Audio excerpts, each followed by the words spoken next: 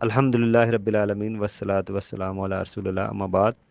قربانی کے جانوروں میں عیب، دیکھیں قربانی کے جانوروں میں عیب کیا ہیں؟ تین قسم کے عیب کی پہلے جو عیب پایا جاتا ہے تو قربانی ہی جائز نہیں ہے، وہ دوسرا عیب پایا گیا تو مکروہ ہوگا، یعنی بچنا بہتر ہے لیکن قربانی ہو جائے گی۔ تیسری شکل عیب تو ہے لیکن قربانی ہو جائے گی کراہت کے ساتھ، یعنی عیب میں فرق کرنا ضروری ہے۔ اب دیکھیں پہلا عیب کون سا جس کی وجہ سے قربانی نہیں ہوتی؟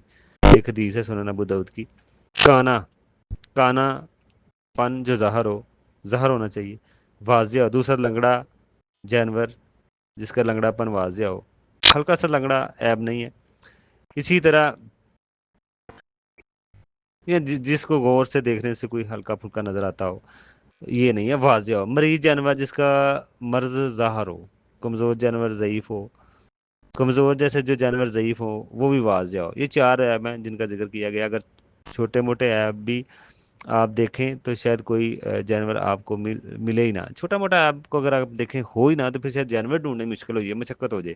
چھوٹا موٹا عیب ہو سکتا ہے، یہ جو بڑے عیب ہم بات کر رہے ہیں وہ نہیں ہونے چاہیے، ٹھیک ہے نا؟ تو شریعت نرمی چاہتی ہے ہر کسی پر، یہی حکمت ہے کہ وہ جانور واضح ہو۔ جو چار عیب ہیں ہم نے یہ بیان کیا ہے۔ اسی طرح تیسری شکل مکروہ کی وہ ہے جو مکروہ کیا ہے، یعنی مکروہ وہ جس کو کرنے پر ثواب ملے، چھوڑنے پر گناہ نہ ملے، یعنی کان کٹا ہو، جیسے سینگ کٹا ہو، قربانی کو مکروہ ہے، قربانی ہو جائے گی، بچنا افضل ہوگا۔ سینگ کے بارے میں کوئی واضح حکم نہیں ہے، کراہت کی بھی کوئی دلیل نہیں ہے، لیکن اگر جڑے جڑ سے ٹوٹا ہو تو وہ مریض میں آ سکتا ہے، ٹھیک ہے نا؟ تو اسی طرح خصی جانور کی قربانی بھی جائز ہے، خصی جانور کا گوشت اچھا ہوتا ہے۔ ہم نے جو بڑے عیب ذکر کیے ہیں اس کے علاوہ عیب ہو قربانی ہو جائے گی، لیکن بچنا افضل ہوگا۔ حکمت ہے ان چار عیوب کا تعلق جانور کے جسم پر ہوتا ہے، ظاہری بات ہے گوشت پر جانور کا صحت پر مند ہو، گوشت اچھا ہو، لیکن اگر عیب جانور کی قربانی کر دیتے ہیں تو پھر وہ گناہ گار ہوگا۔ دیکھیں اس لیے جانور کے اگر عیب ہوتے ہیں پھر جانور کے گوشت میں بھی اثر آئے گا، اس کی صحت پہ بھی اثر آئے گا۔ ظاہر کی بات ہے لنگڑا ہوگا پھر چل کے صحیح طرح کھا نہیں سکے گا، کانا ہوگا تو وہ بھی نہیں کھا سکے گا، بوڑھا۔ تو اسی طرح جانور کی خوراک اچھی ہوگی تو صحت مند ہوگا، اس لیے یہ بتایا جا رہا ہے۔ اسی طرح ترتیب کیا ہے؟ پہلے نمبر پر اونٹ، دوسرے نمبر پر گائیں، تیسرے نمبر پر مکمل بکرا یا بکری، چوتھے نمبر پر اونٹ میں شراکت، پانچویں نمبر پر گائیں میں شراکت۔ یہ ترتیب ہے قربانی کی افضل کے لحاظ سے۔ شراکت سے افضل ہے آپ مستقل طور پر ایک قربانی بکرے کی کریں، بکرا افضل ہوگا بکری سے، بکری سے بھی بکرا افضل ہوگا کیونکہ بکرے کو اچھا سمجھا جاتا ہے۔ بعض لوگ کہتے ہیں کہ جو ہے نا پالنا زیادہ افضل ہے، شریر کے کوئی ایسی حد بندی نہیں کی، چاہے خرید کے بھی آپ کر سکتے ہیں۔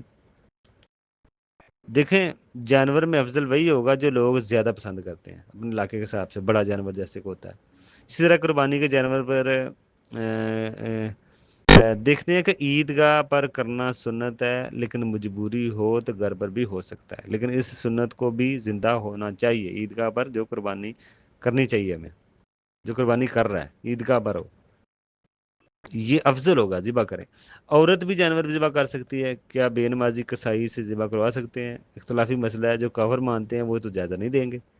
دوسرا، کسائی کو اجرت پر گوشت نہیں دینا چاہیے، ویسے آپ ان کو دیں لیکن اجرت بنا کے نہ دیں کہ آپ کے جو وہ آپ کا ذبح کر رہا ہے تو اس کی اجرت بن جائے گوشت، یہ کھال، تو وہ ایسے نہیں ہونا چاہیے۔ لیکن دیا بھی جا سکتا ہے اگر اجرت نہیں بن رہی۔ اسی طرح جانور کی کھال کسی فقیر مسکین کو دیں، مدارس سے دینے سے بہتر ہے، یا اپنے لیے استعمال کر لیں، وہ بھی برل رخصت ملتی ہے۔ تو یہ سارے مسائل ہیں قربانی کے جو ہم نے بیان کیے ہیں۔ اللہ تعالیٰ ہمیں معاف فرمائے اگر کہیں پہ کمی پیشی ہو گئی ہے بتانے میں کوئی مسئلہ، ہم اللہ تعالیٰ سے معافی چاہتے ہیں، اور ہمیں اس پہ عمل کرنے کی اور اللہ تعالیٰ کا دین پھیلانے کی اور عمل کی توفیق دے۔ السلام علیکم۔